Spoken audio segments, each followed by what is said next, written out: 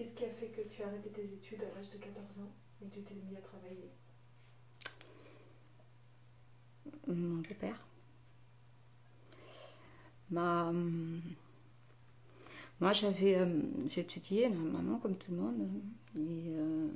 Et comme j'avais pas de papa, moi, j'avais une pension pour pas avoir de papa et la pension d'enfant normale comme ici. Et, euh, et mon beau-père, ma mère, elle travaille aussi. Et mon beau-père passait la vie, à part de me donner des coups, il disait qu'il me donnait à manger tous les jours, que c'était lui qui me... Il me manque le mot, qui me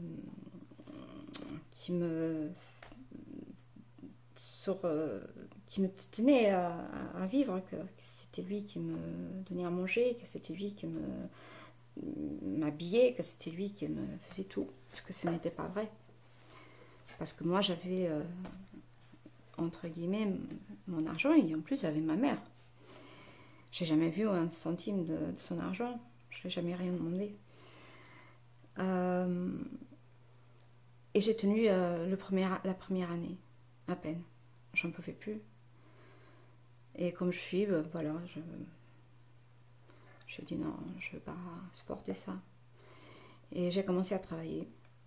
Je suis allée faire mes études la nuit et je mangeais pas à la maison. Je mangeais quelque chose le soir quand j'arrivais de l'école, oui. Mais l'histoire s'est pas arrêtée. Je continuais d'entendre, ouais, mais c'est moi qui te soutiens, ouais, mais c'est moi qui te paye tout, ouais, mais... Alors du coup, j'ai prié beaucoup, beaucoup, beaucoup pour que le temps passe vite pour avoir 18 ans. Parce qu'aujourd'hui, on peut sortir de la maison n'importe quel âge, mais à l'époque, non.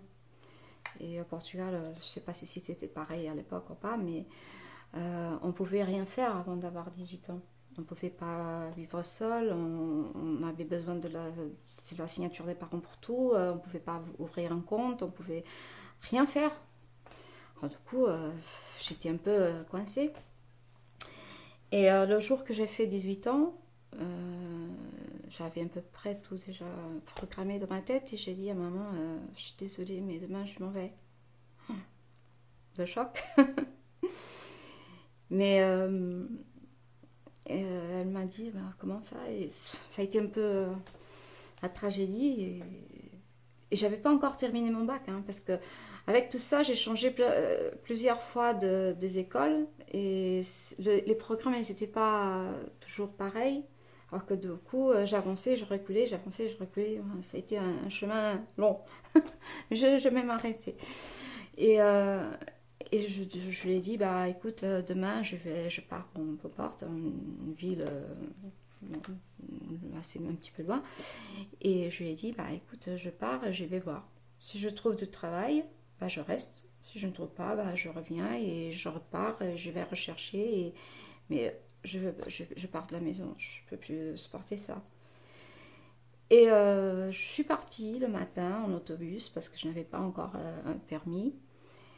Et pendant la fin de la matinée, je l'appelle à la maison pour dire voilà maman, ce soir je ne retourne plus, je retourne que le week-end parce que j'ai trouvé de boulot. Et elle a pris un choc, mais bon, ça m'a fait dur à moi aussi, hein. Mais c'est ce qui s'est passé. Bah, voilà, j'ai resté, j'ai pris, j'ai commencé à travailler la même semaine, tout de suite. Bah, j'ai toujours dit qu'on veut travailler, on trouve. Même si c'est pas le travail qu'on a idéalisé, même si c'est pas... Mais on trouve. Et j'ai trouvé, j'ai resté, et j'ai continué mes études. J'avais déjà mon fils quand j'ai terminé mon bac, hein. C'était dur. Mais je l'ai fait. J'étais têtue. Je vous ai dit. Mais c'est pour ça que j'ai arrêté.